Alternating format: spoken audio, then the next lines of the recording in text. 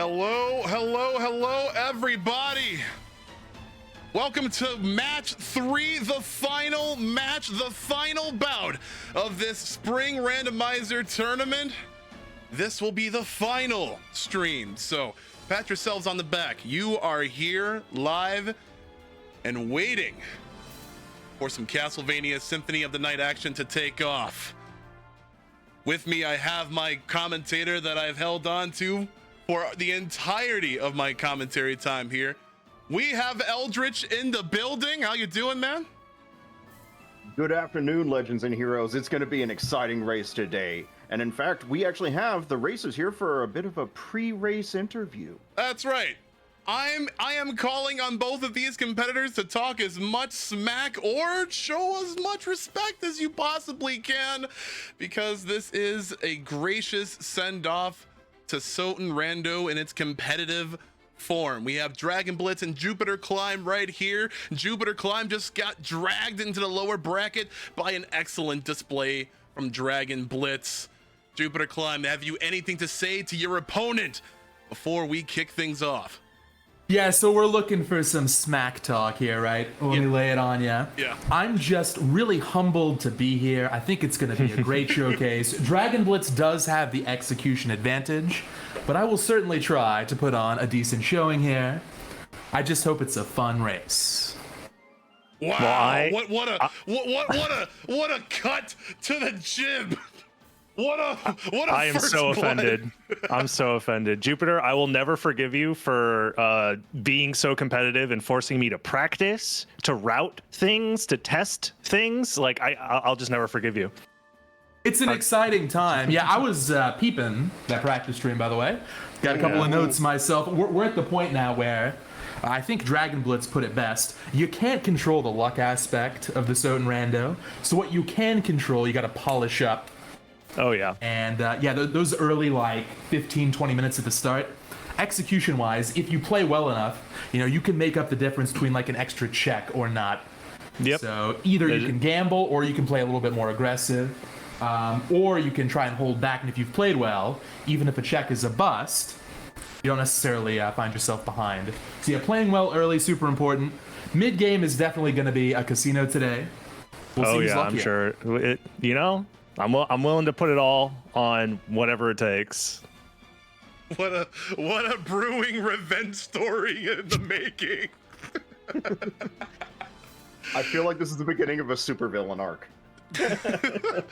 No, this is going to be absolutely fantastic. The people are here really hype and fantastically showing up for both competitors. We had that channel point prediction live as well. Before we kick things off, I do want to just say a heartfelt thank you to Jupiter Climb, who brought me in as a restreamer to this Castlevania Symphony of the Night randomizer event.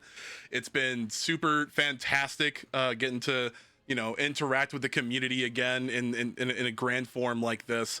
And Eldritch, thank you very much for being here with me to bounce off of and provide this excellent commentary synergy for these folks. So thank you, just a grand thank you to everyone Bobby, involved. thank you. And my only request in return is you join us for a couple of races in the fall. See if you like it. You got it. When fall randomizer is here, I'm waiting. All right, y'all. Thank you very much for introducing yourselves as the top tier opponents. And you may mute yourselves for the race. The race bot will be joining you shortly, and we will get this 100% raring for you. Eldritch, how are you? Can you even contain this amount of excitement right now?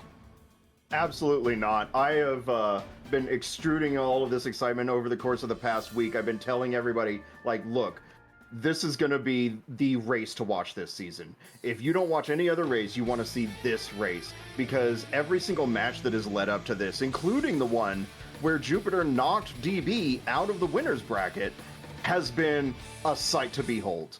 So absolutely, I am to the brim with excitement here. Let's go. Let's kick it off. I started like a second late. I'm sorry. We'll deduct a second off. That's fine. but we are in it. Again, for the uninitiated. We gotta build all of our daddy stacks up. We gotta juggle some items. We gotta make sure that we have the maximum amount of items with the maximum probability of stat spread as well. Complete this prologue incredibly quickly. That's right. 41 hearts grants you the neutron, I believe it's the neutron bomb. Ending with 0 hearts grants you the heart refresh, and ending with the cross in your sub weapon slot grants you 5 extra MP, and that's what both of these racers are going for, because they're going to want that MP, they're going to want that neutron bomb slot, and they're going to want that heart refresh slot so that they can get the maximum number of randomized items in their payout at the beginning of the game. That's right. Optimize that this elite of a level 1 missed item could mean, well, certain despair and doom. There are a certain choice of items randomized within this pool that can entirely turn the tide of one's route throughout the castle. Yeah, that could be anywhere between like a high potion for iframes, or a mana prism for a little bit of a mana refresh where they might need it, or even something so heavy as a library card, which could change entire decisions. Speaking of iframes, we're picking up an elixir there at the broken wall. Nice usable item. Death skip from Dragon Blitz's side. Perfectly executed. By both competitors. Let's go. We won't have to hear any Johns about that later on. Beta Lair is a poor item to get here, but Gravity Boots gives both of these racers unintended flight. That's right, flight out of the logic, and I'm honestly gonna say that it might as well be necessary for competitive in rando, because you can pick up some really sweet relics early on, and again, that could tear the tide. Herald's shield, that's a pretty nice looking shield. Jupiter Climb taking flight, and he's gonna go do entrance check. This is the first divergence in this bracket, in this set. Holy Just hell. getting this out of the way early, breaking that ledge to find a luck potion. But as we've seen in the higher bracket matches before, that ledge had some pretty sweet items in it. So here you go, our first divergence, and early on in this randomizer matchup, and it does not pay off for Jupiter Climb, only top decking with a familiar summon. Wow. And it's gonna be rough. Early mana tearing through all of those zombies is gonna shred through it as Dragon Blitz goes soundly into Slagra, and Gaibon perfectly gets that Tetris Spirit buffer from that untransform. Pretty clean flight. Yeah, Jupiter Climb's gonna have to stop at the save point and waste 10 seconds while Dragon Blitz picks up the first piece of Exodia.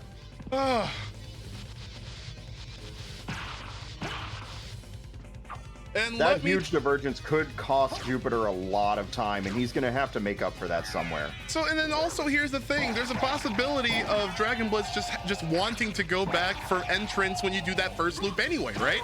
So we might see the time differences even on up midway through the game. So it's still very early. I mean, it's 3 minutes in, you can't really count it out yet.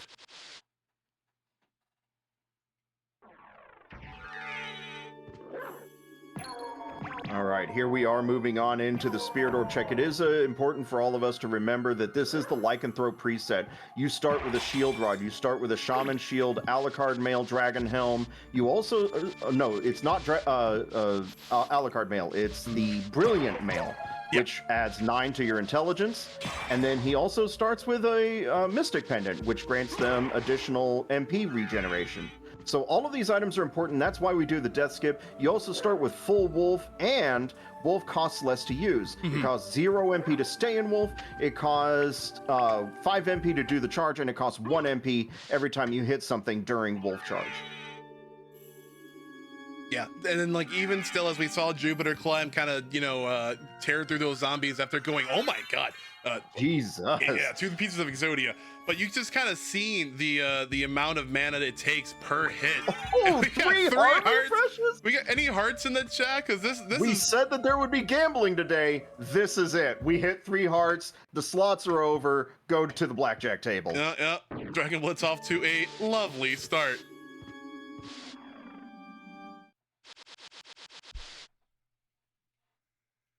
But I will say, you cannot be lax on Jupiter Climb yet. Jupiter Climb has among the most consistent and elite execution that I've seen among all of my spectating of Symphony of the Night Randomizer. He's able to pick things up incredibly quickly and add it to his A game.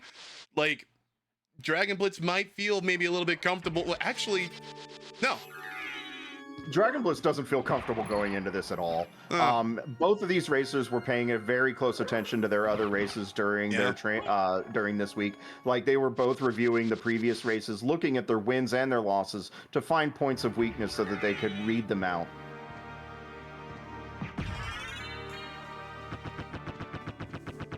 Standard routing headed through with Dragon Blitz, especially if you attain that flight a little bit early. Taking that teleporter up and up to Olrox's quarters we go further. Yeah, Jupiter Climb just now acquiring the Tooth of Vlad. Dragon Blitz is going for the clockwise route, which is always recommended if you have flight going through here. Olrox is really the biggest hurdle with this, but considering what these guys have for equipment, it's possible that it could just be an easy breezy day. Dragon Blitz optimizing his movement, trying to conserve as much mana as possible for this high jump climb. Also, I noticed that Dragon Blitz picked up Monster Vial 1 there. He has half of what it takes to make a Vial stack. I wonder if that's going to be employed by any of these competitors today. It depends on what they started with in their inventory. So far, we haven't seen what their use items were from the prologue. It's possible that there could already be a bomb in there. There's the Bat Pentagram, though, and that does work with Vial stacks. Whoa. It could be worth it to Dragon Blitz to save this for second phase of Olrox.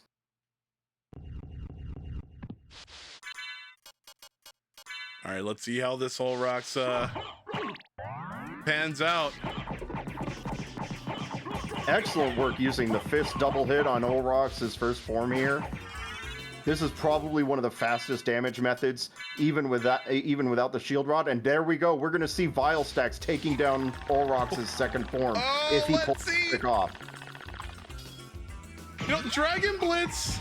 There it is. That was it. An elite gamer. That okay, so the last week where we concluded the the grand finals, the first set.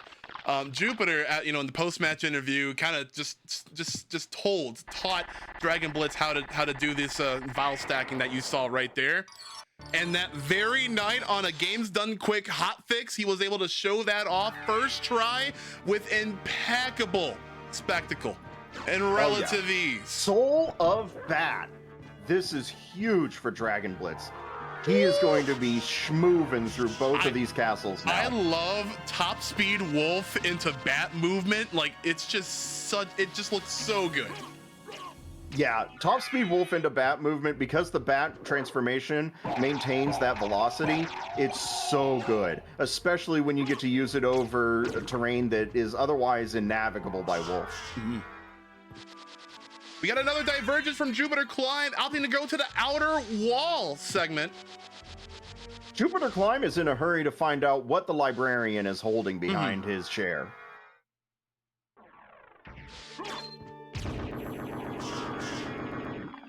Meanwhile, Dragon Blitz is headed for a more traditional route.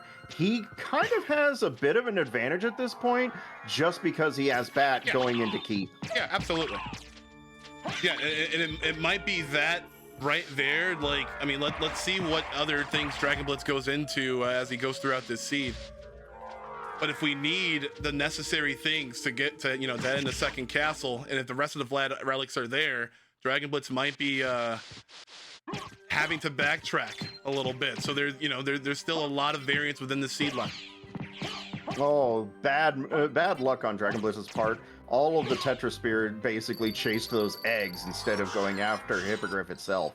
He's going to go for the setup on this.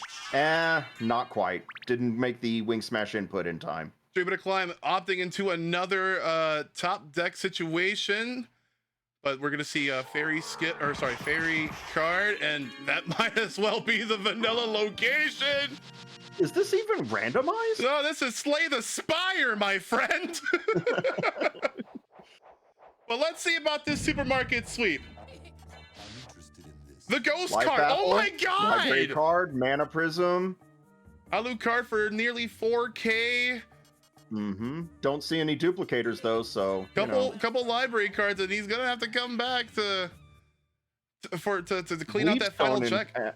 Leapstone at vanilla location, that's actually really good for Dragon Blitz. That's going to optimize a lot of his movement, give him access to front slides and dive bats. Mm-hmm.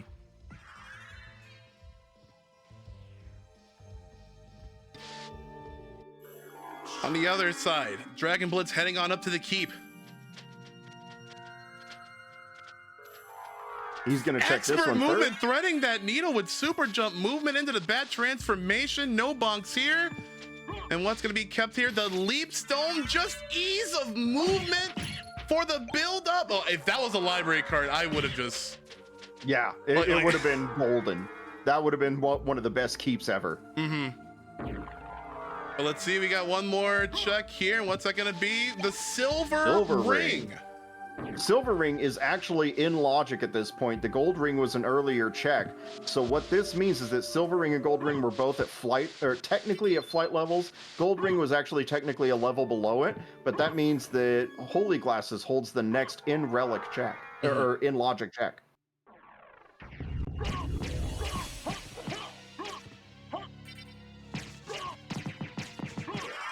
All right, making relatively quick work of Karasuman. Front sliding our way to these other item checks as well. Got a shield potion there. Walking knife right there. And holy. Resist holy. We're a bunch of nerds, Jesus Christ. I mean, when you have the kind of game experience that I have with this game, I've been playing this game since it came out in 1997. It's hard for me to not know half of these items. I've been trying to forget, Bobby. I've been trying. Now, Jupiter Climb happened upon the Spike Breaker.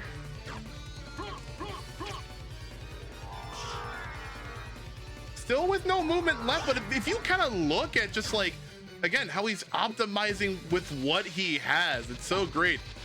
Oh, yeah. And there we had the high five there in Clock Tower, Dragon Blitz, and Jupiter Climb crossing paths, going converse directions. This is going to be something very interesting. When Jupiter Climb gets a hold of Leapstone, I have to wonder how long it's going to take for him to actually get to bat, because Dragon Blitz is optimizing every piece of his movement with that.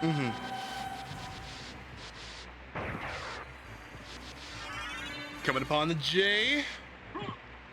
He's going to open up the teleporter because he doesn't know that library cards are in the library for sale. Yeah. All right, it's Jupiter's time to head up to keep. It's gonna be really nice, and he's gonna be checking Attic. I love Attic. I like the Attic check, but I have to agree with a lot of the other experts. It's not worth the time most of the time. As many checks as you get to do, which I believe is about 8, it's just not worth it. Now that Skull Shield could... No, it's not going to even make a difference because they have access to an Alucard shield. I don't know if that Attic was worth it. Well, let's see. Did they come upon any sellables that might... Alucard Shield's 4K. Dragon Blitz skipped Library entirely? Maybe he's waiting to come back to Library with Mist.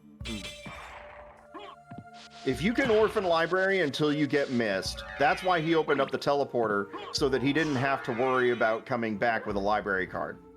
Yeah, and it'll be a relatively okay backtrack from the clock room itself.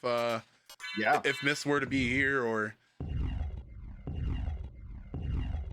Jupiter Climb doing the check on the fairy scroll without collecting it. That's going to be 3 seconds saved on his clock.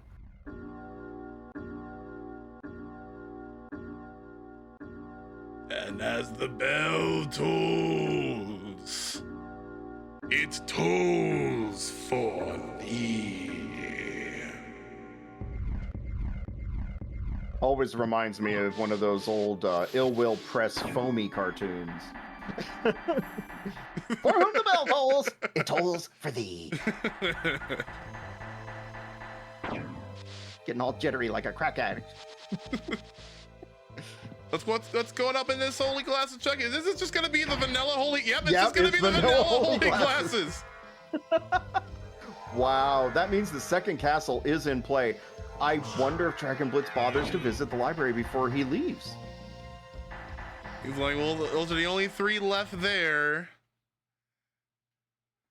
You know, it's so weird how this works because Jupiter Climb, it looks like he's falling behind right now. We don't actually know if he can win or lose from this point because they diverge so early. Dragon Blitz still has a few checks that he needs to do that Jupiter Climb already did. Vice versa, Jupiter Climb just, you know, by luck, did not do that Aurochs check.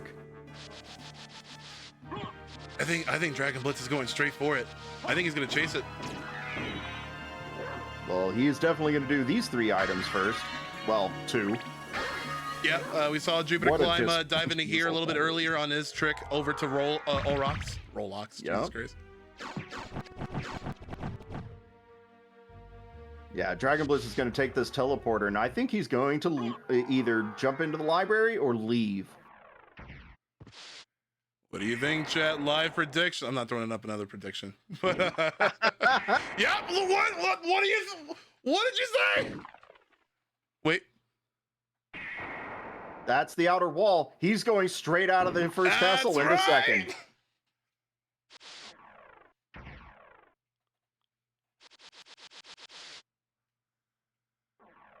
And quite possibly one of the quickest second castle entries I've seen in this tournament. Well, I mean, we're just gonna take a little dip for the mana first. Yeah, this is very soon. And he's going to do the attic check as well? Also checking for attic. Now, this actually matters for Dragon Blitz because that Skull Shield, he doesn't know that Alucard Shield is in the library, which means that Skull Shield is his out against a lot of these second castle bosses, especially Beelzebub. Oh, man. We gotta go for these extra checks because, I mean, like, this is definitely Dragon Blitz's play here. If he comes upon a library card drop, then that is a free one-way ticket to at least 3 checks there. So,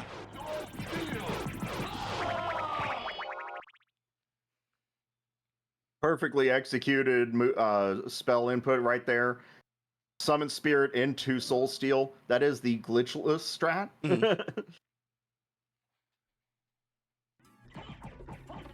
Let's see how Jupiter Climb takes on Aurochs himself. Really nice. That looks very familiar, doesn't it? A really nice hand-to-hand strat.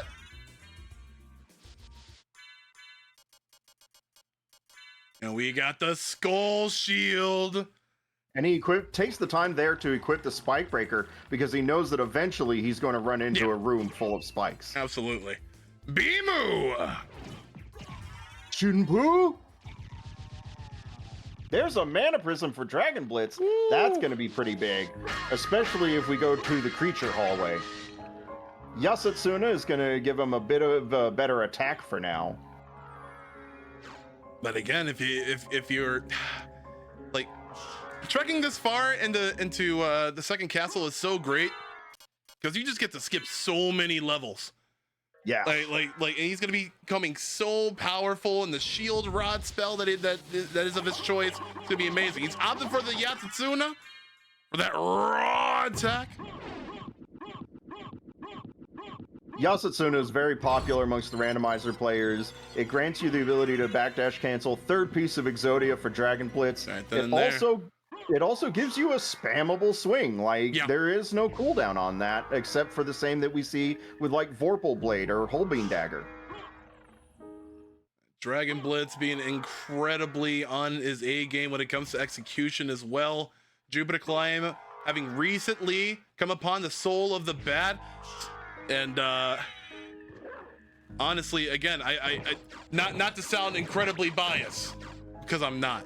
But I'm just saying that Jupiter Climb has a lot of great consistency to his play and to the execution. So Dragon Blitz best not slip up now. Yeah, if you're Jupiter Climb, though, you have to believe, like, you can't know, but you have to believe that Dragon Blitz already found Bat and is already way ahead of you. Yeah, which means that we may see something out of Jupiter Climb that he didn't want to do. yeah, that's the mental stack, right? Because it's like, having come upon Jewel of Open. But Dragon Blitz is gonna go for the sweep anyway. or rather, Well, might he take a little pit stop from yeah. Yeah, he's gonna take a pit stop after the reverse soul rocks teleporter. Does anybody know if Dragon Blitz grabbed the keep teleport, the reverse keep teleport? Because if he did, he could just be going towards the center teleport in second castle. Yeah, I'm sure he did. And then coming back. Like, I feel like when it comes to like the money, you know, first place and all, like you best not leave any stone unturned. Diamond. Ooh, Diamond! See, like, he's gonna afford that a la carte field. That's so his. bad to solve this combat that he doesn't know is in the library for Supermarket Sweep right now. The seed is giving him the information up front. It's telling him that's a ring of Feanor. That's a silver crown. It's a silver crown. Every single time. Ring of Feanor, silver crown. I got duped by that the other day. So all this week I've been doing like, you know, SOTN Wolf rando seeds and just kind of getting myself reacquainted to the randomizer. And I got by that being Ring of Feanor so much in my recent stream. Great sword. For those of you who don't know, Dragon Blitz is using a sword that it has the hardest lag if you use it on the ground. Like, I don't like do this. not get caught using this on the ground ever. I don't like this. Like, this is like the scariest play. Oh, this is enticing. I lick my lips at this. Jupiter Climb, meanwhile, getting command tossed by Darkwing. You don't really see that happen every day, but Darkwing Bat! When there's trouble, you call DW. DB, he's right there. All right, so we're even up on relics now. Besides the Jewel of Open, which Jupiter Climb is eventually going to come into in about the next like 2 minutes or so. Yeah.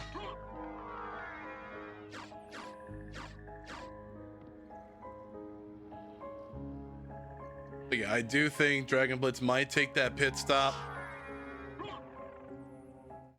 I'm very interested to find out if he goes back to first castle at all. Yep. Which it looks like he does. I think his play has just been chasing complexity. It's not just chasing complexity. He's also chasing density. The caverns opens up like way more checks than what's left in second castle at this point. So when complexity and density agree, you have to go. Yeah, absolutely. Yeah. The underground caverns, especially with the Jewel of Open right now, just yields a. I mean, you just come into more relics a little bit quicker, right? And with that Soul of Bat, you can just go from east to west in a matter of, you know, like a couple of minutes or so. Ooh. Jupiter Climb wasting the 90 MP on that Skull Shield spell activation. It just absolutely destroyed his mana for just so few hits on Medusa because she rears back every time. There goes Jewel of Open for Jupiter as well. Jupiter, but he uses the library card. He doesn't get the teleporter at all. Ooh. Maybe Jupiter Climb thinks that like the amount of ground that he has trekked can be remade. I don't agree with this move, but we'll see if it comes to play out. At the very least, get the center teleporter. He could have gone all the way to B's to finish off the right side. It's like I got to make plays right now, and I think like again that higher density of relics just opened up by that Jewel of Open. The ability to go underground is a lot more enticing. Yeah.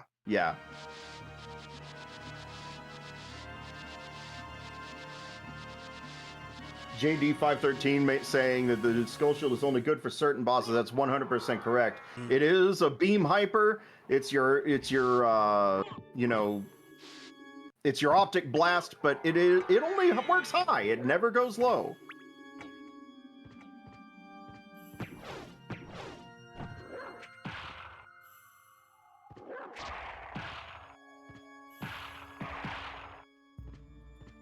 This is still incredibly tense. Oh, yeah. And especially with these guys being in the same room doing the same thing, right? Like, this is what I'm talking about. This is where the paths sort of converge. Like, even though we saw early divergence, even though we saw Jupiter Climb make the earliest of entrance checks as well, we are here now. and Yeah. everyone's pretty much fully kitted out, besides the fact that Dragon Blitz is still holding on to that library.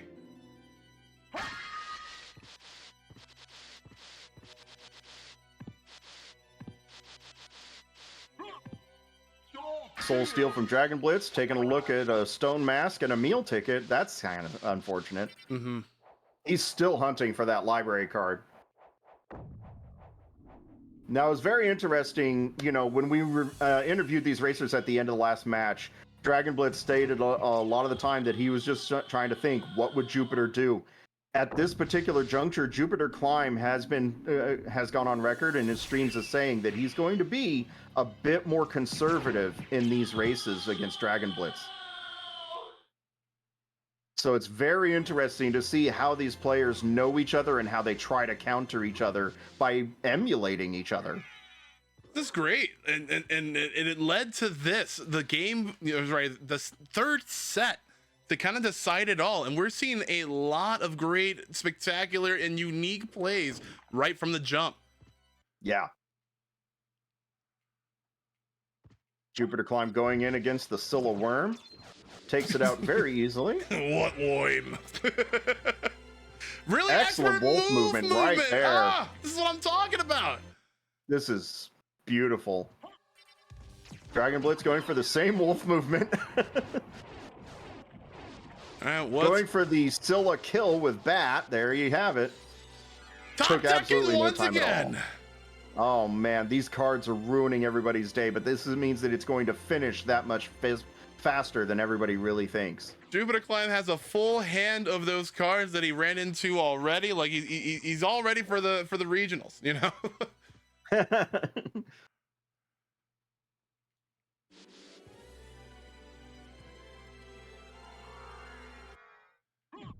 Now we're nearly synced up. God's God. Dragon Blitz doing a save split here. I wonder if he's going to chase Merman. Excellent wolf to bat to wolf. It's going to take that much to stay in the lead. Meanwhile, straight wolf from Dragon Blitz. He's going for whatever works the quickest, right? Oh Lord, look at these two. Oh my God, Jeez. This is beautiful. Gorgeous movement from both of these players. This is fantastic. I think Dragon Blitz does the entrance check here. Oh no, both players trying to Wolf having swim? a pretty hard time making it up. Yep. This is where that J, that holy J, kind of has a benefit to both players. Jupiter opting for the shield dashing though. Meanwhile, Dragon Blitz is incorporating in that check that he didn't do earlier at entrance. This is actually what I consider the optimal route for doing the entrance check because you're already so close with that shortcut. Mm-hmm. It's just combining it with caves. He does the save split since both of those checks were nothing. Nothing.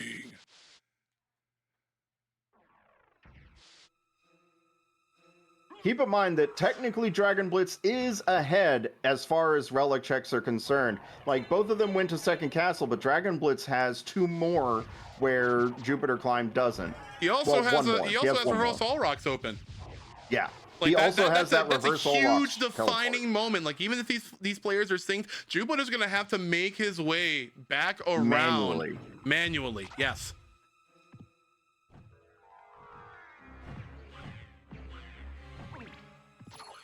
Dragon Blitz dodging the corn dog.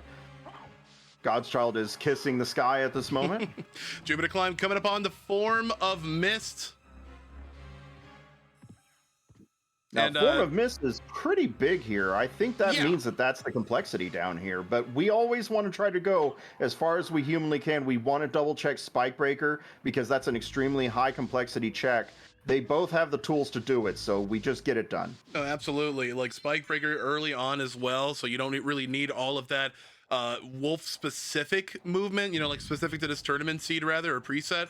So it's just an easy time to just quickly check those. It should be noted though that technically Spikebreaker and Mist or Jupiter Climb is going to go right back to the library. Like, we just kind of need to keep in mind that we know that Spikebreaker is a random check. The reason why we know that is we already had Bat at the same level as Holy Glasses. We also had Echo of Bat, which was at Spirit Orb, so that was a level 0, which means that Spikebreaker, not high on the list of things that has relics. If it has a Vlad, it's a random Vlad. Let's see. This is going to be a pretty big play, and really good on Jupiter for saving a little bit early before making his way to the library for this one last relic check. Similar to the save split that you saw Dragon Blitz did. It'll just save him a lot of great time on the backtracking, especially through the library, which he's already been through. This is like his third visit or something. So, yeah. Oh, Dragon Blitz is having a bit of trouble executing Blind Bat here. The Wing Smashes are eluding him. Ooh, nice double kick off of the bases there. He wants more money. Why not? Oh! So Force of Echo was behind the Lesser Demon. Meanwhile, the Eye of Vlad is now Dragon Blitz's. Which means that Jupiter Climb has to come back here either way. It doesn't matter if this is a random Vlad. It just matters that Dragon Blitz has it, Jupiter Climb does not.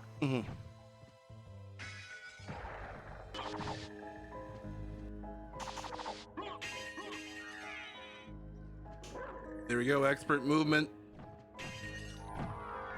Dragon Blitz is orphaning Granfaloon? Huh. Because he knows that he just got the 4th Vlad. He knows that complexity cannot stay down here. I wonder if Dragon Blitz is headed for Silver Ring.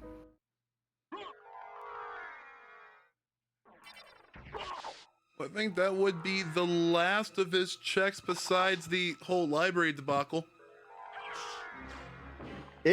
We may not see Dragon Blitz even hit the library, Bobby. He may just skip out on the library altogether, go to Silver Ring, grab his last Vlad, and fly. An insane play. That, I mean, if you're the audience, and this is unfolding in real time as these folks are right now, this is heart-wrenching almost. Oh, he's going to go check library because he knows that he can't leave behind all of those item checks. That's still great. I mean, like, again, it's the greater density that kind of entices them, right? Yeah. Yeah, it's the item density, and there's a check there. Might as well go ahead and do it. And the thing is, Dragon Blitz is going to make bank at Supermarket Sweep. He grabbed a diamond, he grabbed an opal, he grabbed an aquamarine. He's grabbed so many gems.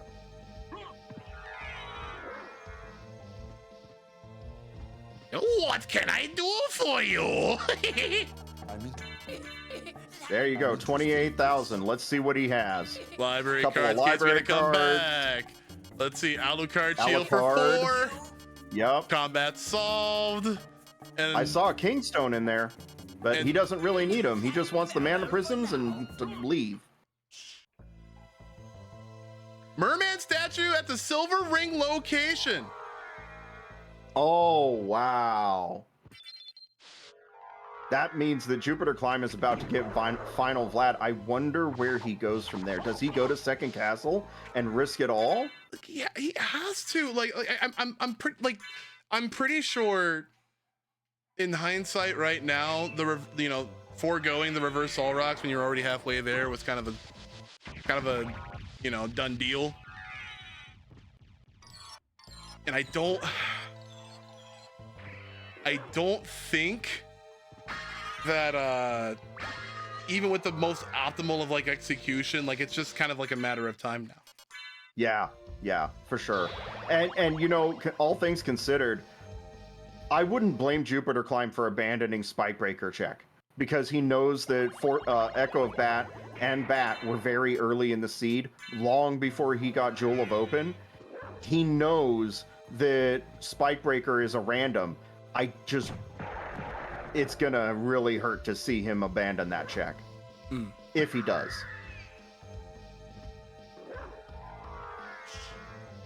Although I don't know, he's going through the hallway. I wonder if he's going back.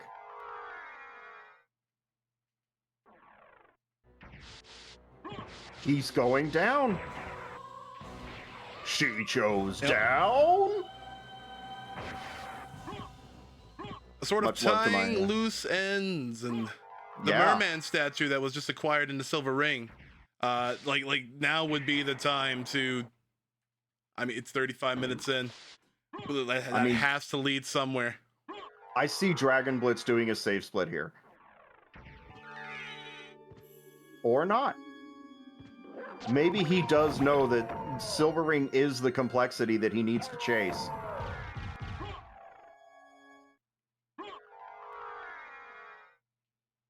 It is very few and far between where Lycanthrope provides you with 2 pieces of bait. You just kind of have to remember that. Like, oftentimes you'll get 1 piece of bait and 1 that's not. This time, I don't think that there was any bait. Do you? No, but besides the sort of like early routing decisions. I mean, because again, I'm a pretty new to Lycanthrope preset myself. I think it was a very basic route, especially with the bits of tools that they were given for flight, and there is going to be the final piece of Dracula, and now it has to be go time for Jupiter Climb. Oh, Jupiter Climb. Yeah, he's leaving. He's leaving. Which means Dragon Blitz now knows that this is his complexity.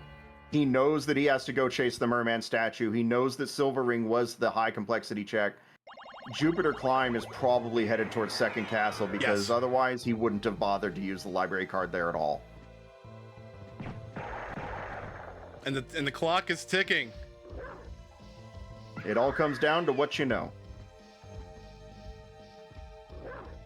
It also kind of comes down to the confidence score. I mean, we talk about it like is it some sort of myth. The high-level players like Dragon Blitz and Jupiter Climb and Dinner Dog, they know the confidence score matters. And the confidence score for Jupiter Climb is lower than it is for Dragon Blitz.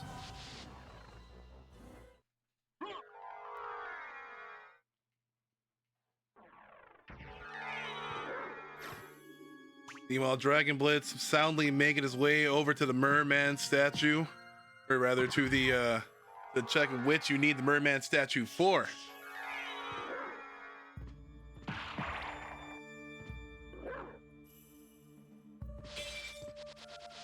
What a round one. Yeah. I don't think that anybody, including the racers, could have predicted that this would be the kind of race that we would have for round one. I mean, the divergences were early. There was really no mistakes in gameplay with a few inaccuracies in the middle there.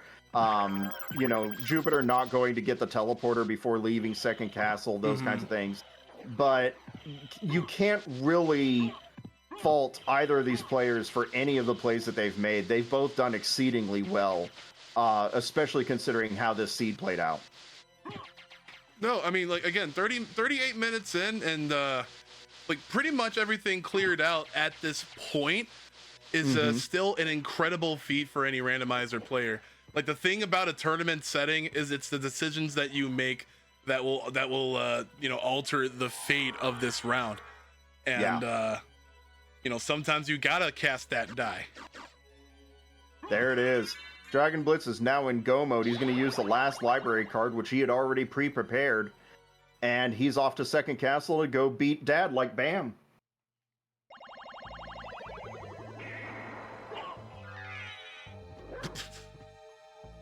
Nice punch in the sky. My name is Alucard, and this is Transylvanian Jackass.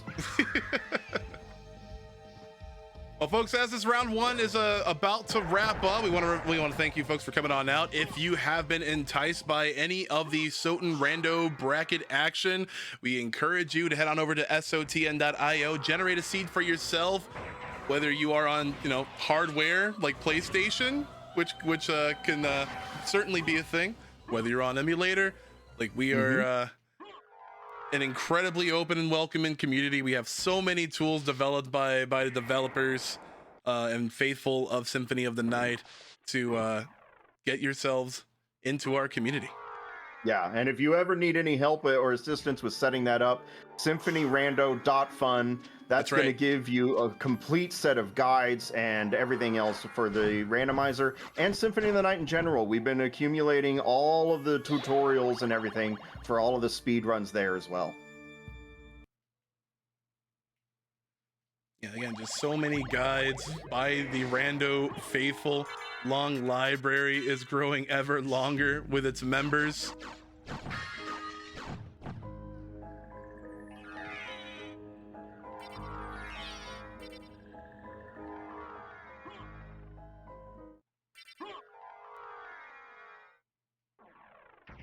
Well, as we move into the final steps of this particular match, and speaking of growth, I do want to congratulate Bobby on making it 3 years. It's 3-year anniversary of becoming partner. And hey, thank you. And GG's on the Juneteenth run that you did. That was excellent to watch. Awesome. Thank you very much. Yeah, 3 years as a Twitch partner on Shoryuken Day, 623, June 23rd.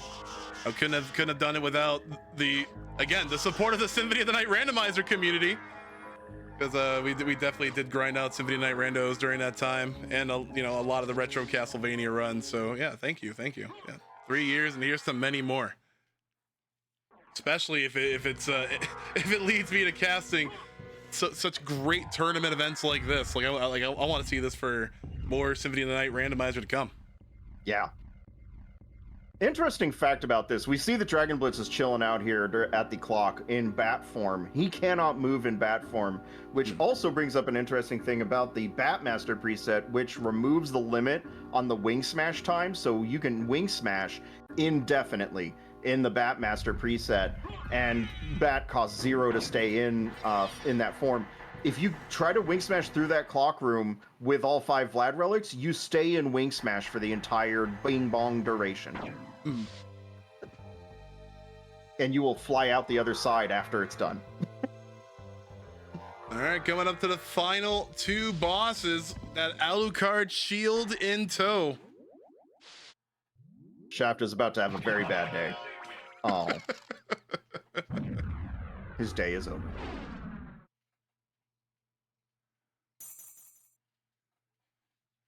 This gets me ever the more excited for round 2. The strategies have to differ. The A game has to be brought, and not that I'm saying that this wasn't a great performance to begin with, but again, the choices and the routing and what you decide to orphan. The motivations are about to all change on Jupiter Climb's side. He no longer has that safety net, right? We were talking about it last time. He had a huge safety net. And GG's to Dragon Blitz for finishing the first game of this set. Dragon Blitz is 1 round away from becoming your spring randomizer tournament champion, but does it stop here? For what profit is it to a man if he gains the world but loses his soul to the randos? We've all lost our souls to the rando already. It's over. Tell me, what were Lisa's last words? I think it's kind of unanimous amongst the racers. We all owe our soul to the randomizer. It's a love-hate relationship. It's an abusive ex.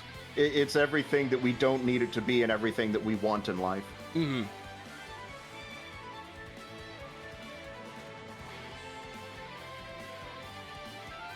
Ooh.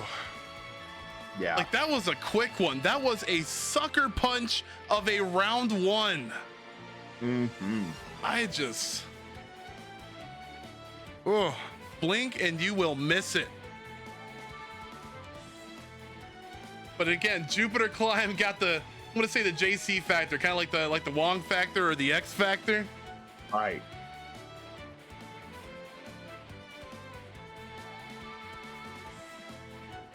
So it will. I gotta take it upon myself to get this prediction all night.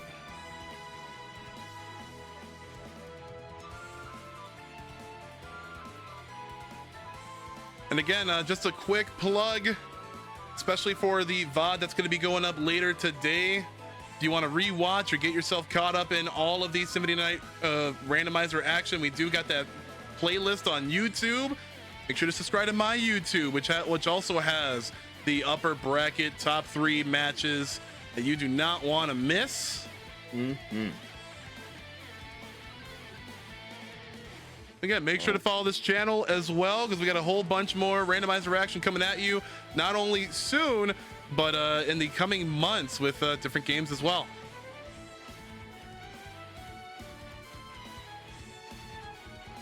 All right. So with that being said, give us another 5 minutes and we'll set up the next seed. We'll set up the next race, because it might be the final one, or you might be in it for the long haul today. We got more Castlevania Symphony of the Night randomizer tournament coming at you right after this.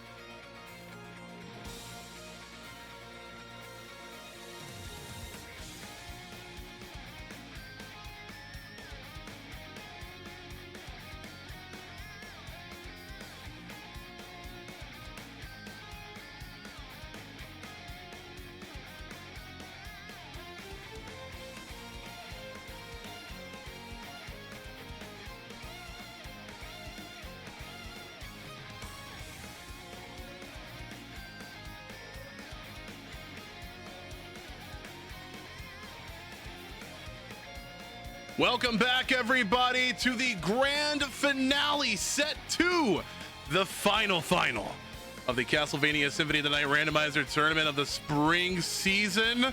I am Bobby, and with me, I got Eldritch casting the action for one final time. And buddy, we came across such a wacky seed in round 1, and I'm just wondering how that's gonna affect these players' mindsets and their early routing in game 2. Yeah, I mean, are we actually going to see Jupiter Climb break out a reversal on Dragon Blitz here? Or are we just going to watch Dragon Blitz do the hyper combo finish? We'll see.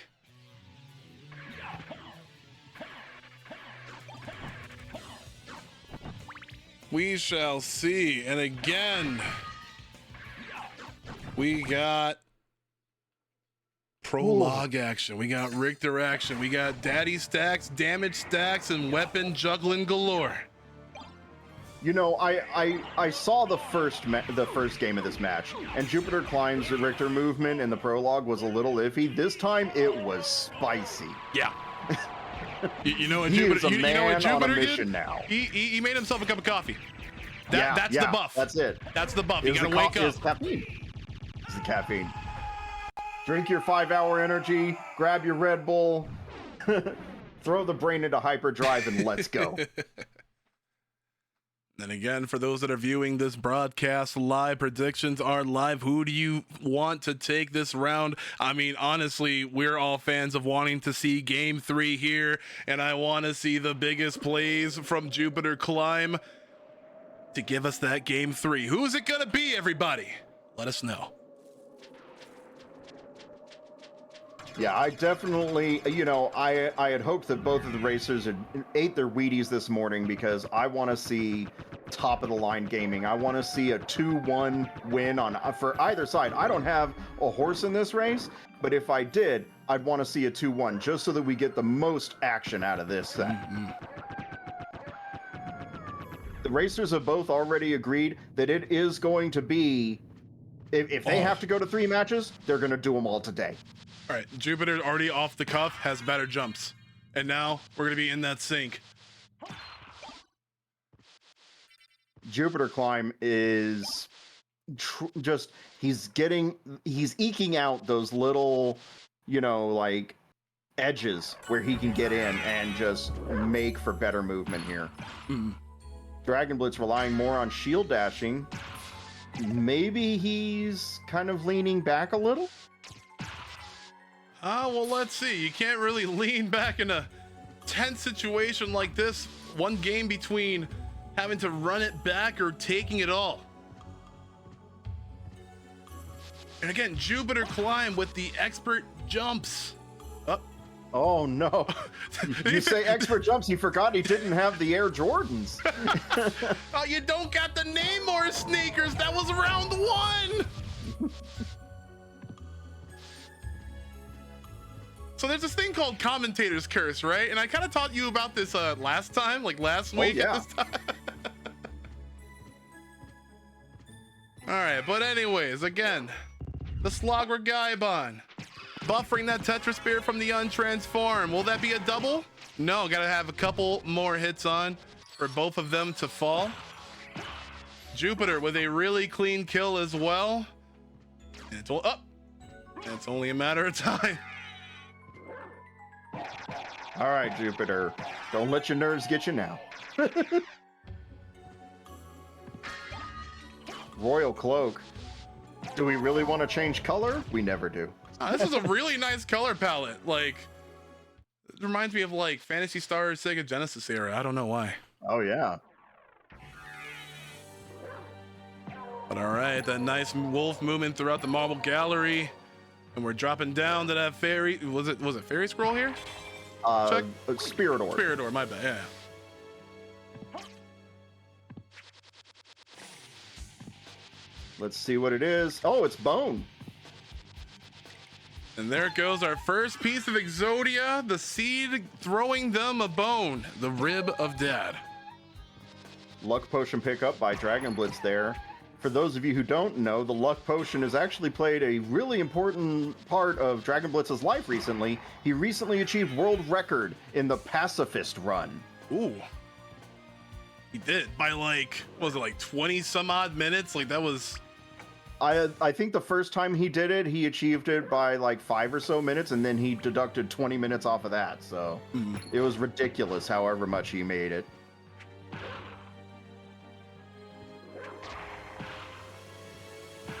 Dragon Blitz has this tendency, especially when it comes to world records in the Alucard category, to just look at somebody else's run, say, I can do that, and then he does it and just deducts entire percentages off. Yeah. Like it's like Taskmaster, but you innovate on top of that, right? Like Exactly. Rapier is not a good pickup here. no, really nice high jump.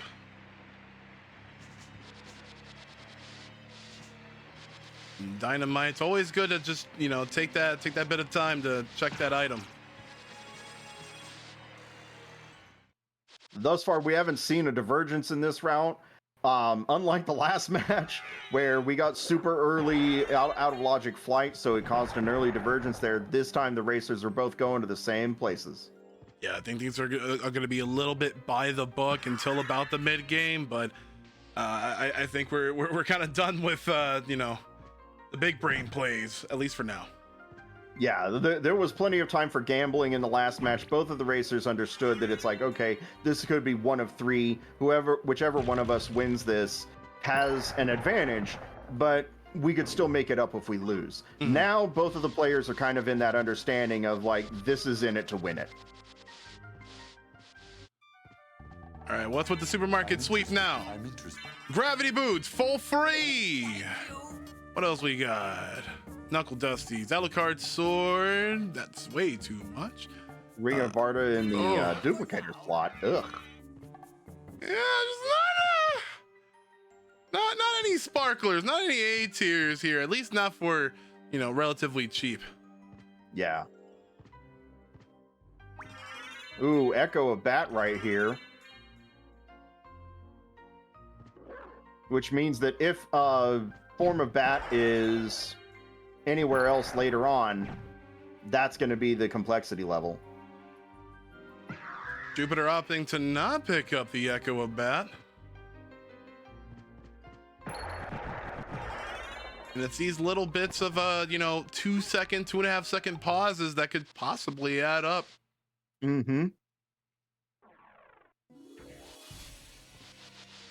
Let's see what the rest of this outer wall has in store.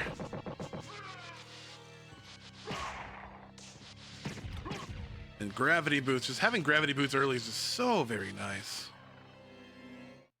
I will go on record as saying this forever and always. Gravity Boots is my favorite relic in Symphony of the Night. Yeah, there's nothing quite like having such a game-breaking item, right? Yeah. Where you're not restricted by any sort of movement, especially if you can exploit it by way of, you know, untransforming or entering that double jump state. You know? Dragon Blitz going for the pentagram because he knows that it could potentially be half of Vile Stacks. Misses the jump, though, because of a Medusa head blocking his path. He's decided that he's going to abandon the check altogether. It's not worth chasing that hard. Nice wolf leap into double gravity jump. Yeah, this is going to be a solid around the world for both competitors. Both coming upon the little poop cloud. Is that Alucard sword there? Yeah. It is. For free, even. Yeah, $12,000 at the... You must be out your Right? mind. Why would I pay $12K? I can just go get one in the clock tower for free. Excellent wolf movement through the clock tower here by Dragon Blitz. He was actually practicing this right before the match. Yeah, this is quite a early area that you can easily get stuck on, especially if you don't have the right relic loadout to deal with all the enemies around you.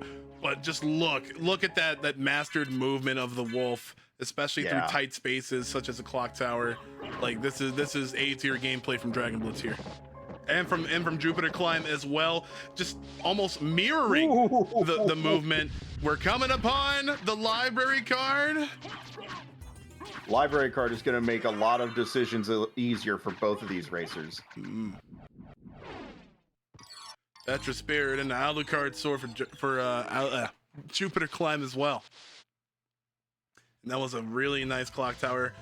Masterfully done by both of these competitors. Again, this isn't set 3 for a darn reason. There's a diamond up top there, and there's a potion right underneath it. But there's a diamond, and that might be worth. Oh. Well, Dragon Blitz is skipping the diamond. He looked at the shop. He said, the only thing good in there is Alucard sword, and I already have one. I don't need it. Excellent wolf movement through the keep here. Beautiful threading the needle. Jewel of Open. Out of logic. And the Ring of Vlad right below. But here's so we do know that we had to go get flight first. We don't actually have what the game considers flight, which means that Jewel of Open was waiting behind something else, which could have been Bat. That's astounding. Good on Jupiter Climb for kind of making the it's not the most optimal way through that escape through the keep, but he does have that passive mana regen, and that bar is pretty much half full already. Yeah. Now I wonder if we're going to see an entrance check by Dragon Blitz here. Of course we're going to see an entrance check. Yeah, like pretty much a standard play throughout the, like a standardized route, a way around, especially if you got the flight, or rather, out of logic or lack thereof. We do see a merman statue here. Now, merman statue is not actually contributing to the complexity level at all, because it's at the exact same level as Jewel of Open. If merman statue has anything at all, it's a rando Vlad.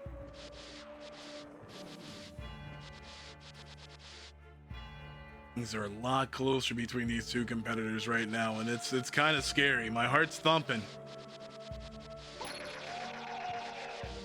I mean, it is like we said, though, like all week, these racers have been analyzing each other's techniques. They've been analyzing their own races. Even when they won, they were like, okay, what did I do wrong even when I won?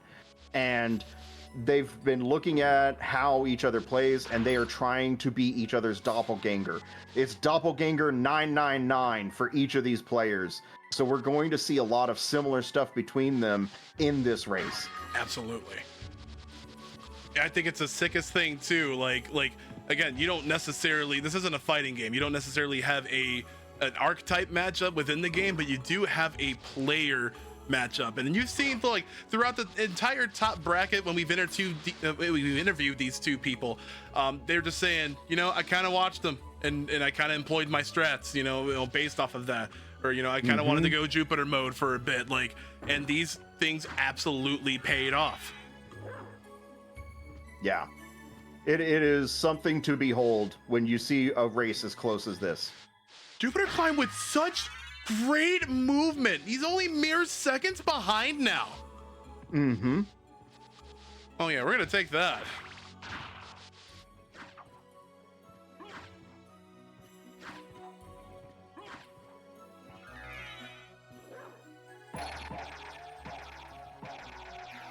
And here's what I've been saying about the execution, the consistency of Jupiter Climb. Dragon Blitz had better clean up the movements. Jupiter Climb better at keep on his feet. If we're to continue to see such a close difference.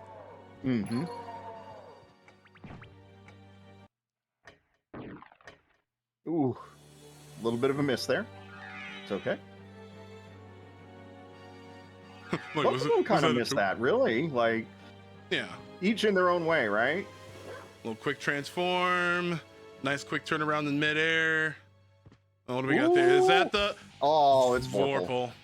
That's not bad, actually, because you can still dash cancel with the Vorpal. You can put Vorpal in the offhand, and you can put Alucard sword in the main hand. And when you get to any boss, it's just shredding time.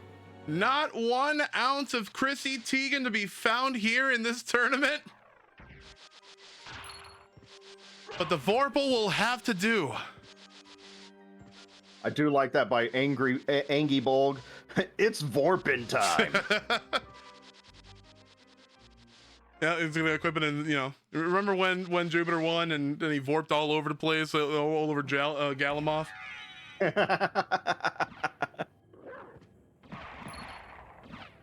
Ooh, Leapstone.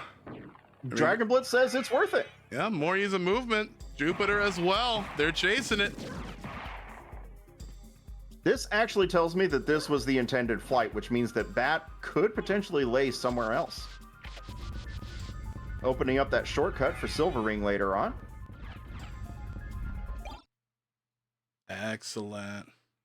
Crush this flea who invades my castle. A little bit of Vorpin. We Vorp. I always find it remarkable how Alucard can swing both of these swords at the same time. You just want to imagine how he's doing it. He's got one hand that's just going up and down, and the other hand's going left and right. Now here's our one difference. Dragon Blitz deciding to grab that check for the Silver Ring, or rather open up that shortcut for the Silver Ring. Jupiter pressing on from the fight off rip. It is not the most necessary shortcut to open ever, but if you're already there, you might as well just go ahead and do it. It is faster than going through all rocks to get to and from Silver Ring to the teleporter, but you have to weigh that against your option of taking the time to open it. Mm-hmm.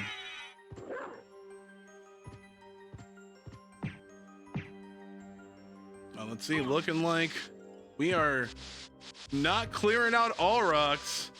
However, we are going to the outer wall. Or the Jewel of Open is in play here. Or do we go underground?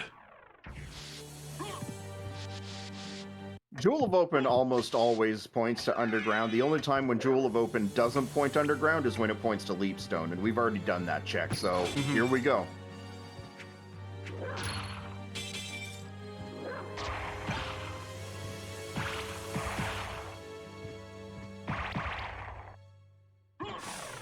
All right.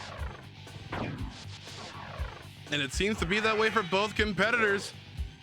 And if they're following the similar route, then we can safely say that Jupiter has firmly pulled himself into the lead. Yeah. Both competitors doing a great job of getting the buffered Jeweled of Open Door into Wolf strat. That is something that saves very little time when you really think about it, but it represents a major it represents a thought process, right? A planning process where you're like, okay, this is exactly what I'm going to do next. And that's something that you absolutely need to have in a race like this.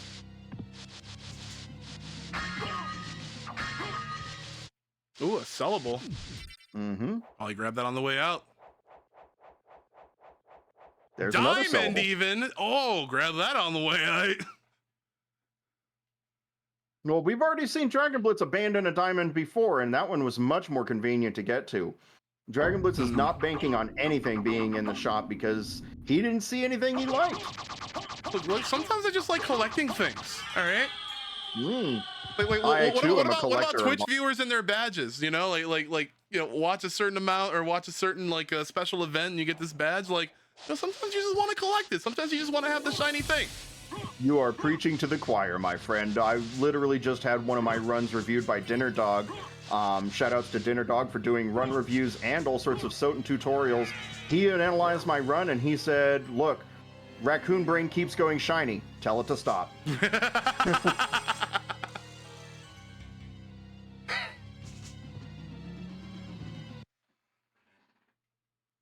All right. One of my biggest failings. Yeah, go ahead.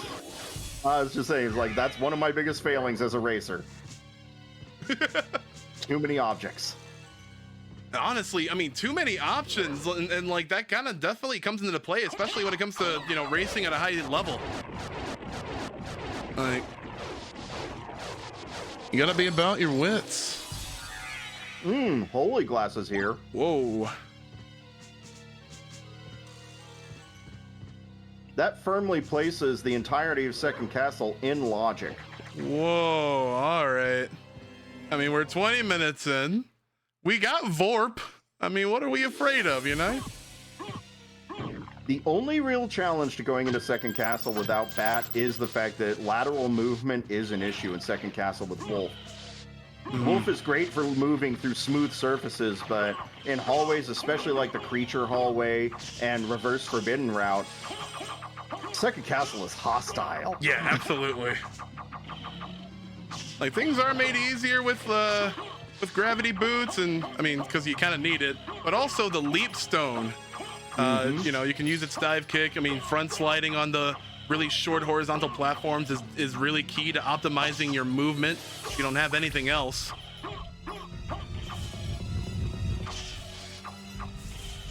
And we're waiting with bated breath. What will it be? Fairy scroll. Yuck. Yuck.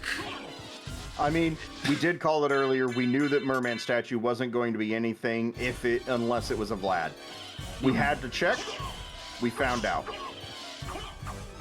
All right. Jupiter took a little bit to pause there, and now we're in sync. Oh my lord, are we in sync?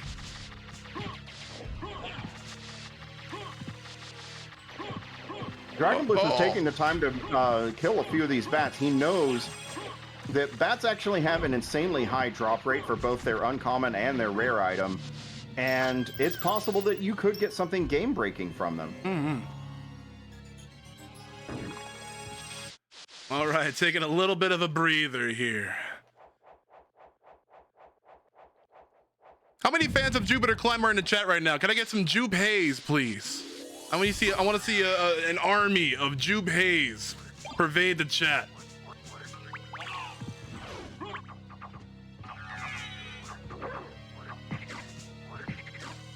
There we go. Expert wolf movement by both competitors. But here we go. Yet another divergence. Jupe risking on the east end. Again, this really harkens back to what we saw in the previous match and what we've heard from these racers themselves. Dragon Blitz saying, what would Jupiter do?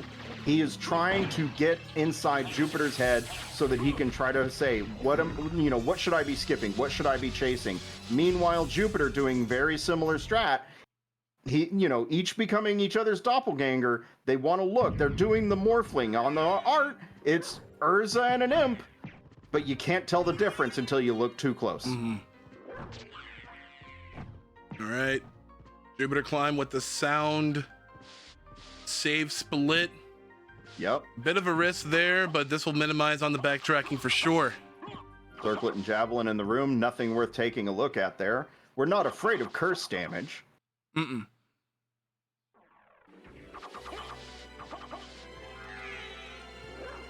All right, into the catacombs we go.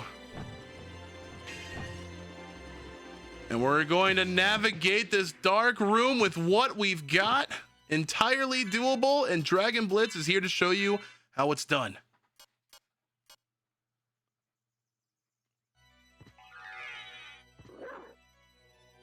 Both of these racers are actually quite familiar with this tech. They've both been practicing it for a while. This tech was developed by Jammer and Fire 1520. Like, they both kind of put their heads together and said, wait a minute, we can make this happen. And this is what the result is. A faster blind wolf check of the Spike Breaker room. And that is the first try. Grats on that. And now we will see what's in place. Here, right behind the spike room, a silver ring. Even Jammer in the chat saying, yo, cow skip. Moo moo, moo, moo, moo, moo, moo, moo, moo, moo, moo. Woo! That was so clean. Meanwhile, Jupiter Climb opting for the East End first of all. Very traditional choice by Jupiter Climb. He's probably banking on the idea that there is a save point right there next to Grand Falloon. Meanwhile, Dragon Blitz is going to run out of MP on his way over there.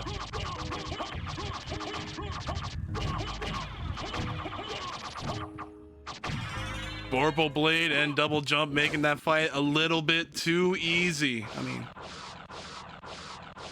all the bosses are a little bit too easy at this point. The only bosses that we really see a lot of deaths at, we see deaths at Richter when people forget to equip holy glasses, we see deaths at Galamoth, and we see deaths at Bees. Mm-hmm. And Spike Breaker looks like, just in time, right? Jupiter's going to be checking that West End as well.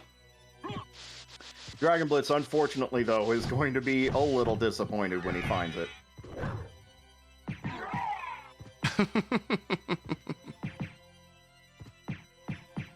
And here's the thing, the ease of kind of access throughout that dark room will save quite a little bit of an amount of time. Dragon Blitz just kind of opt into, brute force it, like we can just say it like that, right? But Jupiter Climb, having equipped the Spike Breaker, will clear this in seconds. It's always important to remember as we review these, like, the audience always knows more, right? We always know kind of what the other racer is doing in circumstances like this. If you're watching this on a YouTube video, you know how long the races are generally. When Dragon Blitz did the cow skip, he didn't know where Spike Breaker was. It could have been all the way in second castle, and he didn't want to wait that long to do the check. It's also smoother movement to continue going right from the entrance of Catacombs all the way over to Spike Breaker first. The difference is that Jupiter Climb kind of managed his MP a little bit better there because he knew he didn't have enough MP to make it all the way through Spike Room, back again, over to the left side. Jupiter's trying to make sense of this sweep. Not really much. Dragon Helm and a Gauntlet.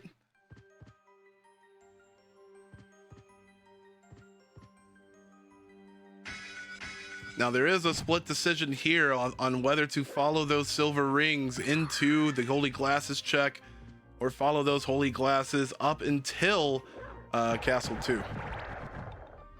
Yeah, but what we're going to see from Dragon Blitz first is we're going to see a Holy Glasses check.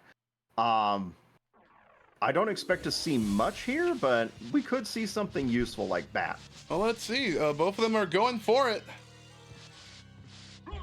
Excellent movement from Jupiter Climb there. Mind you, both of these runners have speedrun the game, do speedrun the game, so there's a lot of practice behind all of this movement. They constantly practiced and made sure that their movement was on point to world record status. Absolutely.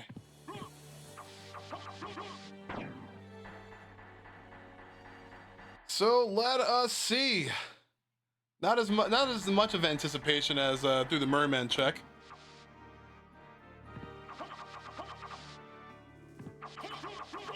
But we do see the Tooth of Vlad, 3 pieces of Exodia. That's still not the highest complexity Vlad, though. I'm pretty sure at this point, based off of what we've seen, your high complexity Vlad is going to be at Silver Ring.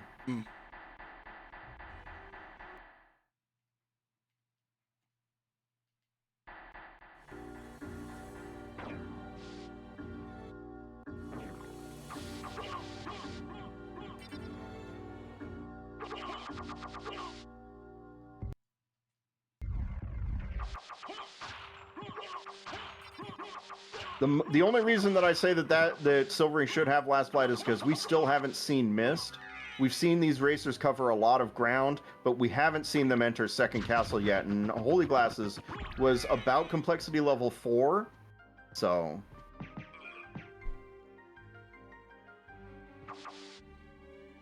Let's see. Dragon Blitz finally opting to see what All Rocks has got to offer before heading his way on up to Castle 2.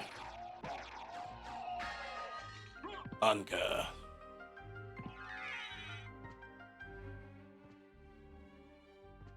Yeah, we saw Echo of Bat already.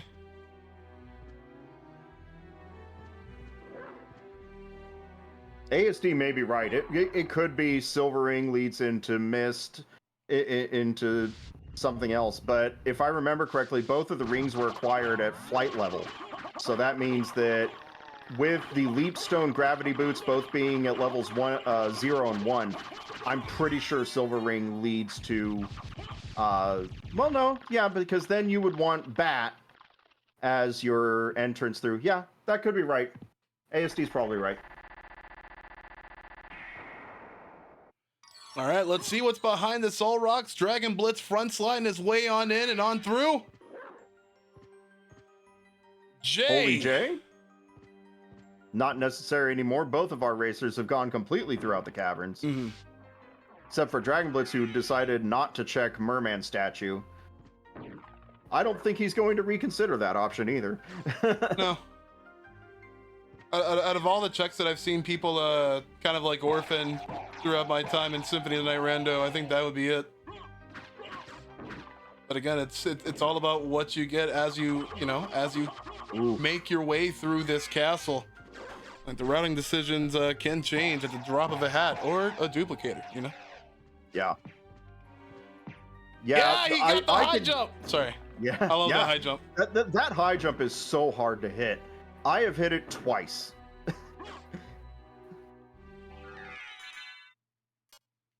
All right, a little bit of a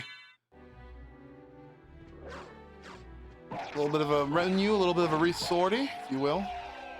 I slide off of the like they're doing Mega Man stuff.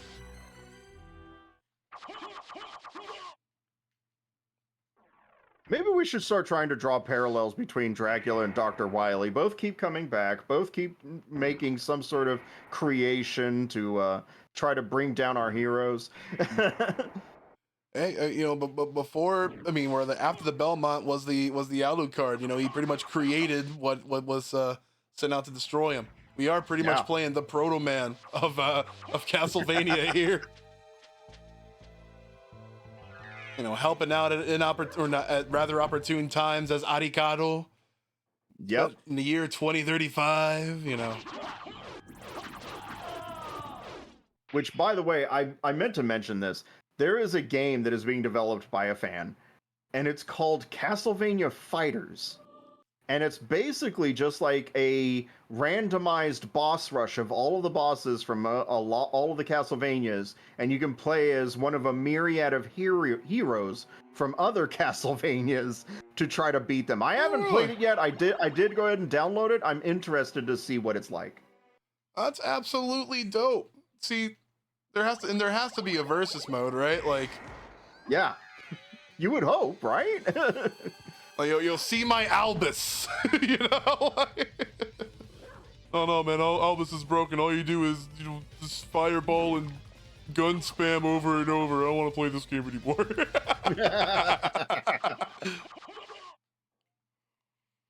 Nocturne Spirit says Castlevania Fighters is like 10 plus years old.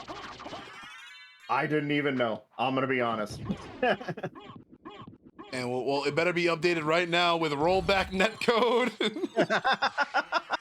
The Cube of Zoe. Darkwing never has anything like of use. Like, he's just there. Get you a piece of that Cube of Zoe.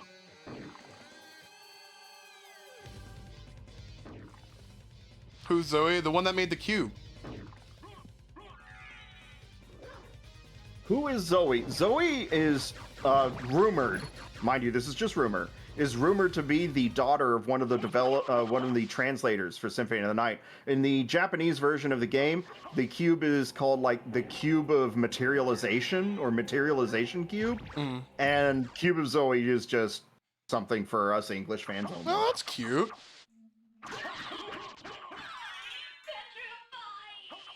I really love when developers put their something in their real life as immortalized, preserved in their work. That's the fourth piece of Dracula. 4 pieces of Exodia down. 33 minutes in, 34 minutes in, and this just got a whole lot scarier.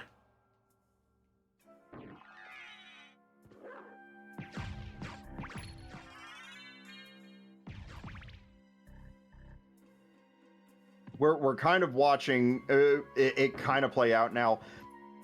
If what ASD has said, this seed is actually very linear. We're not going to see any major headway out of this seed unless we see a huge divergence. It doesn't look like we're going to see that here. Dragon Blitz has kind of taken this lead that he's holding on to. If one of them diverges to try to chase the complexity that could be missed, maybe we'll see something there, but I think both of these racers have kind of done the same counts and the same complexity checks that we have. I'll take the Dragon Blitz, a bit of bonking right there. And Jupiter's going to be coming upon that Heart of Vlad as well, and it will become a race to see who has and who finds that eye first. Yeah. The only thing that's that is slower than defeating Karasimon is trying to get past him without defeating him.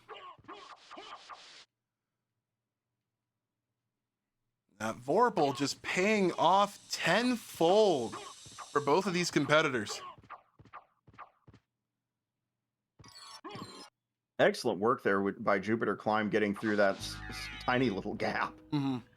Meanwhile, Jupiter having to contend with the snipers of Goth, the temple guards. I have never understood what a sniper of Goth is even intended to be. Like, who is Goth and why does he hire snipers? There, the Spike Breaker is coming into play so the Dragon Blitz can run on through these Bone Dancers. All right, now Which, Jupiter. if you've never been hit, if you've never been hit by a Bone Dancer, don't get hit by a Bone Dancer. They hurt. They hurt a lot. They hurt a lot more than the spikes do.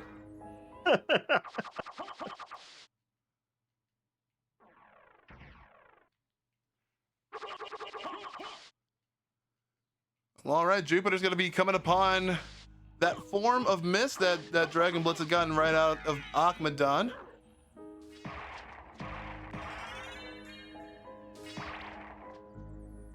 And it's going to be a battle of execution and consistency now.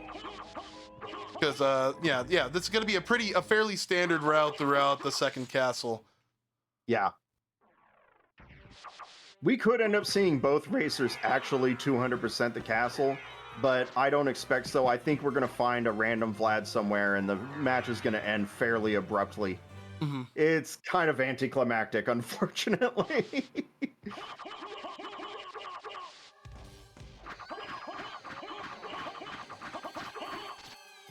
Take that, Grant. Crawling around on the walls like Spider-Man. Grant the Nasty! He's done some stuff. He's seen some ish. Nope, and there it is. It goes. At the fake friends, Dragon Blitz picks up the final Vlad, and he's on his way to go defeat Dracula. Unfortunately for Jupiter Climb, Dragon Blitz is using a sword combo that kind of pairs well together and does a lot of damage. Yeah, very high damage, very high raw attack from that Vorpal and the sword in conjunction, and it is just a matter of time. I mean, like you just said, in the most anticlimactic fashion, where we are just on the shortest route to the final two rooms to end this tournament season once and for all. Yeah. Which, you know, it is a boon upon both of these racers. These guys have been looking forward to this for a very long time, so I know that they've been racing their hearts out. They've been putting all of the effort into it. It's better for them if we just go ahead and get this over with a 2-0, even though we always, as the audience, want to see a 2-1 so that we get more content.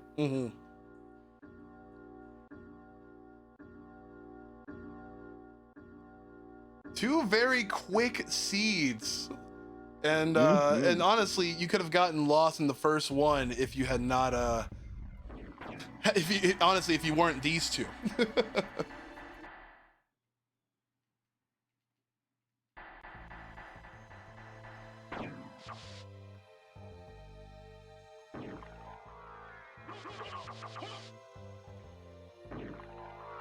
This is pretty interesting. We will see Jupiter Climb finish. I mean, he is never the kind to abandon something midway unless he absolutely has to. But, you know, GG's to both of these racers. These guys have dedicated a lot of their time to being good at this game, and you can see it here in these matches. The way that they observed themselves playing the game and the way that they've observed each other so that they can get better at racing in general and against each other. This is what we should expect from these players, just top level play. Unfortunately, Dragon Blitz just, you know, he had he had it 4-0.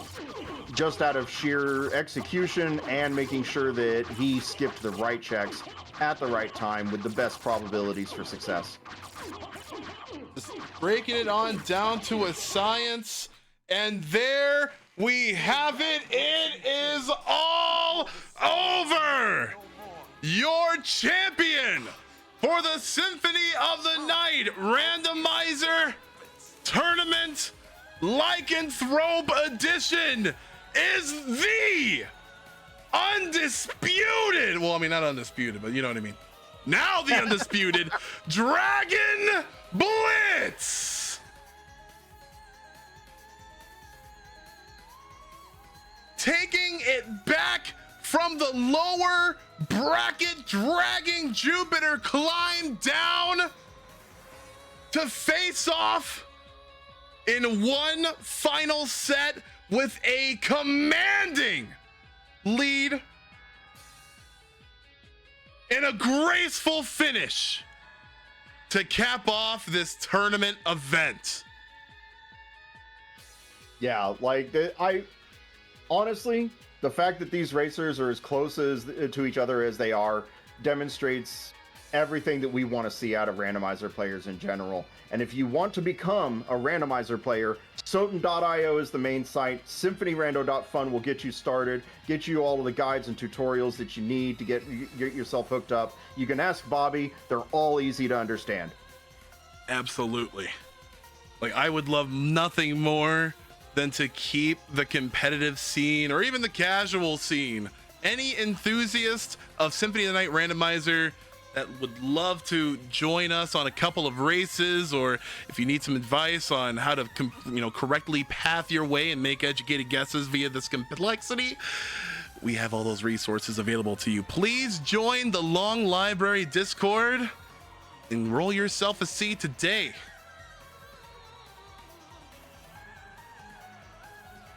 Yo, Jupiter Climb, welcome on in. Hello, hello. Now, I do have a couple of questions for you. You said in your daily races over the course of the past week that you were going to be playing slightly more conservative. We already saw how that played out. Do you have any comments besides that, or any additional statements to tack onto that? Well, it's one of these things where you can't really get a feel for how your routing worked out until you go back and watch the VOD, see what your opponent did, see how the routing differences saved or lost time. I can tell you that game one was a little iffy. Like, it wasn't bad gameplay early on, but it wasn't Dragon Blitz tier, so I was thinking I had to gamble a little bit. And especially after Merman was a bust. So the one thing I decided to do was just empty out the bottom of Caverns later. So I saved those two Catacombs checks. And I had the right complexity read, which is good, but then Go mode being down there was unfortunate. I thought game two was really good. That's probably the best I've played all tournament. I'm curious how Dragon Blitz got so ahead. Well, we can ask the man right now. Dragon Blitz, how did you get so far ahead in the second match? How am I supposed to know, dude? I don't know what's going on. I'm just trying my best out here. Any skips, perhaps? Any skips? Game one? What did I skip? Game two. Game two, I skipped Merman, and once I got missed, I knew that it had to lead to Bat, so I just was like, I'm gonna just hope that the last two relics are in the second castle, which they ended up being both in second castle for game number two. Yeah, so similar route for me, except that I went to Merman. Yeah, I believe Merman was 0 for 4 this grand finals. Yep. That's very unfortunate. Yeah. So, overall, I was really happy. I'm glad it was within a minute and a half, final game of the tournament.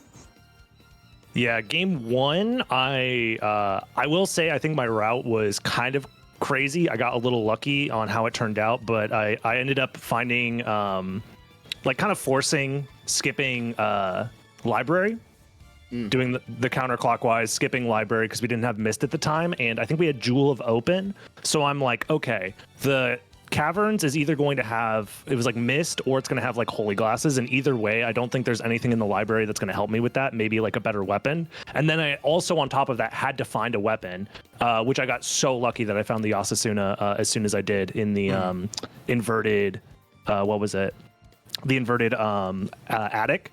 If it wasn't for finding that Yatsasuna, I was considering doing left side second castle, because I'm like, I can't, fighting Medusa will take legitimately 3 minutes with this much damage because her defense is so high.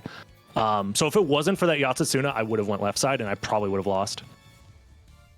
Yeah, that was pretty crazy whenever we saw in the first game, you know, you guys were diverged really early on, Jupiter Climb opting for the entrance check at the very start. Oh, okay. But like, Yeah, there were two main divergences. That one, and it was nothing. And then I decided to go library before All Rocks. I grabbed the warp, then went to library, and that was nothing. Yeah. So it just kind of seems like, you know, I'm sure Dragon Blitz had the better execution today, but it seems like all the breaks went DB's way, which is tough. But that is the nature of Rando. That's Rando, baby. Yeah. but my question to Dragon Blitz is did like when you went to Spikebreaker in the first game, did you know that was a rando, Vlad? Once I found it, yes, because I was actually beating myself up about going there. I'm like, oh wait, I kind of just autopiloted here, but like this can't be the final Vlad because of the having Bat before Jewel of Open and having Echo also available before Jewel of Open. So I'm like, dang it. Well, I am still missing. I think at that point we were missing 2 random Vlads. So I'm like, I guess I'll do this and I'll do Grand Falloon, just hoping that one of them happens to be a random Vlad. Because at that point I kind of already committed to that route. And it was either that or I think did I skip Merman at that one? I don't think I skipped Merman. I think I was waiting. There was one other thing that I had skipped. So I'm like, okay, let me just clean up the last of the places that I missed. And it just so happened to be there. And that was like, wow. It was actually insanely lucky. Like, I don't think that match would have went that way if it wasn't for that. Because if I was paying more attention, I would have skipped it 100%. Yeah. All right. Well, I have a couple questions, actually. One directed at Jupiter Climb. An excellent performance. We've been hyping up the expert platforming and consistent gameplay all throughout the randomizer bracket, especially for you. One question that I want to ask, especially since you are kind of a master of a lot of games that you really put your heart into with learning and the ins and outs of. So, what is going to be next for you when it comes to competitive speed running? Well, if I could, since I'm guessing this is kind of the last question we got time for me, I wanted to give just a real quick general sense of where I'm at with SOTN. So I've been playing this game for 2 years. I didn't win this one. I won the previous 2 tournaments, but I feel like this tournament was actually my best overall performance in terms of quality of play. It's just that everyone else is getting so good at the same time. Yeah. That's despite the fact that I lost, I feel like this is the best I've played this game. So I was actually really happy overall. In terms of what's next, my primary focus is going to be, stick with Aria and SOTN. Those are the 2 biggest randomizer communities at the moment for Castlevania. And then I really want to hopefully grow Ritual. That's got a pretty active scene all of a sudden. We got like 8 to 10 people who race semi-regularly. And we're hopefully going to have a tournament for that in the fall. So that'll be the next randomizer project for me. And maybe, you or DB, Eldritch, maybe we can get some SOTN people to give it a shot.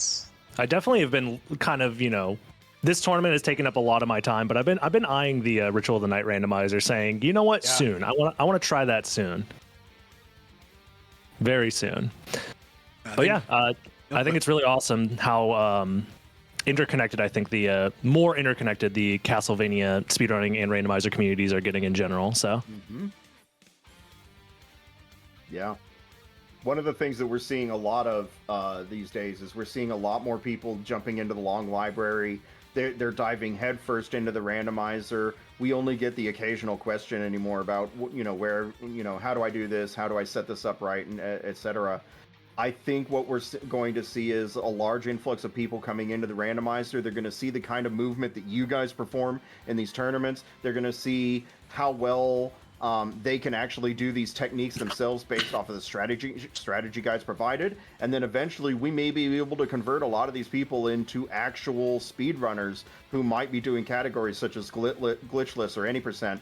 So it's really going to be an interesting evolution from here, because we're seeing kind of, as Bobby put it earlier, a renaissance for Symphony of the Night these days. And I'm hoping that we get to see it continue to thrive. Yeah, absolutely. Any last words from you two competitors? Shout outs to Jupiter for hosting the tournament. Absolutely. It's been a lot of fun. I'm always happy to. Oh yeah, I guess I was the TO, huh? Well, Yeah, you did kind of Honestly, organize the whole thing. it didn't feel like work. It was really fun. I think this is my personal favorite preset, which made it even more fun to TO. So Yeah. I just hope that everyone liked it. Bobby definitely stepped things up with the restream, so thank you again, Bobby. Thank you. I'm looking forward to the fall event. That's going to be, by the way, a Dragon Blitz event in the fall. So please look forward to that. You got to follow Dragon Blitz. That's where the next tournament's going to be hosted. Yep, and I'm hoping to shake some things up. I mean, Lycanthrope's a lot of fun, but there's many different ways to play this game, so I'm hoping to show that off as well. Yeah. Speaking of shaking things up, keep in mind that we will be having a Bounty Hunter event on the first Sunday of just about every month. I'm going to try to make that a monthly event. Bounty Hunter being the preset where you get to pick up Vlads